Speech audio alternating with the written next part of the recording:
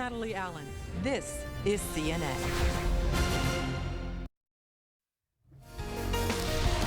Hello everyone, 1 a.m. in Brussels, where Eurozone leaders say they are making slow progress towards a Greek debt deal. And 7 p.m. in Washington, where the U.S. government says an alleged hack by China is 4 times larger than previously thought. And 7 p.m. in the U.S. state of New York, where we have learned that the tools that 2 inmates used to escape prison may have been smuggled into the prison inside a chunk of frozen meat. Hello everyone, I'm Michael Holmes. I'm Amaral Walker, and this is CNN Today.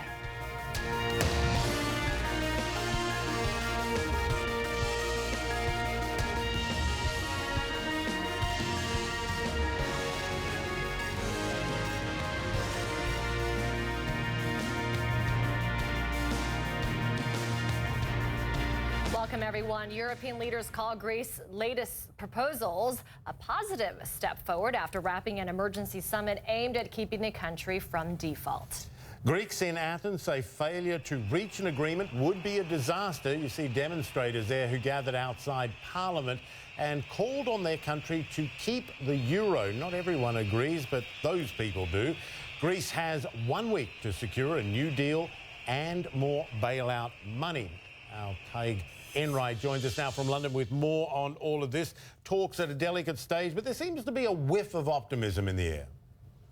Yeah, and that optimism brought about by a change of heart by the Greek administration, submitting some proposals earlier today that crossed some of the red lines in the negotiations that they had previously said they wouldn't cross. They said they would concede that the retirement age in Greece should be extended to 67. They would increase VAT in the Greek economy, 2 things which they said they wouldn't up until this point. That was the progress that these negotiations, which had been at a stalemate, needed. And after a meeting of Eurozone leaders this evening here in Brussels, this is what the German Chancellor Angela Merkel had to say about those proposals.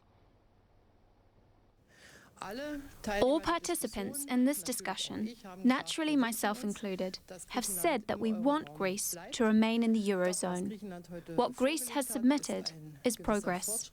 But what's also clear from the discussions is that there is still a lot of work to do, and the time we have for it is very short, and we must concentrate unbelievably hard to achieve it.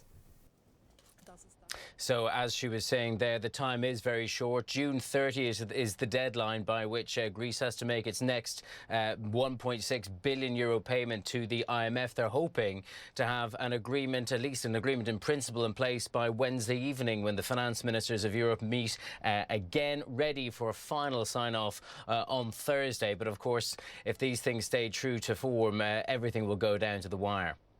Absolutely, and as the talks are going on, and over the weekend we saw those anti-austerity protesters out in full force demanding an end to austerity, but they also want to stay in the euro. I mean, how do you reconcile these 2 desires? Well, with great difficulty. I mean, yes, you're right. The vast majority of Greeks do want to remain in the euro. That says they elected this extreme government on a manifesto that they would oppose the kind of austerity which is being imposed upon them by their international creditors, the IMF, the European Commission and the European Central Bank. Now, that rally that we saw in Athens tonight was by proud Greeks and proud Europeans. Their impetus was to remain within the eurozone. Clearly, they saw a danger of Greece crashing out. And I think it would be wrong to suggest that all Greeks don't accept that some form of pain is necessary to remain within the Euro club. I think the message from many of those demonstrators was that, yes, we do have Syriza, this left-wing party in government, but only 36% of Greeks actually voted for them. Perhaps the rest are taking somewhat of a more pragmatic approach. All right, yeah, and if there is some kind of deal, it'll be a tough sell for the people and to Alexis Tsipras's hardline left-wingers in his Syriza party. Tadhg Enright, great having you. Thanks so much. Well, a cyber hack into US government systems that was already suspected to be the worst ever of its kind. Well, guess what? It's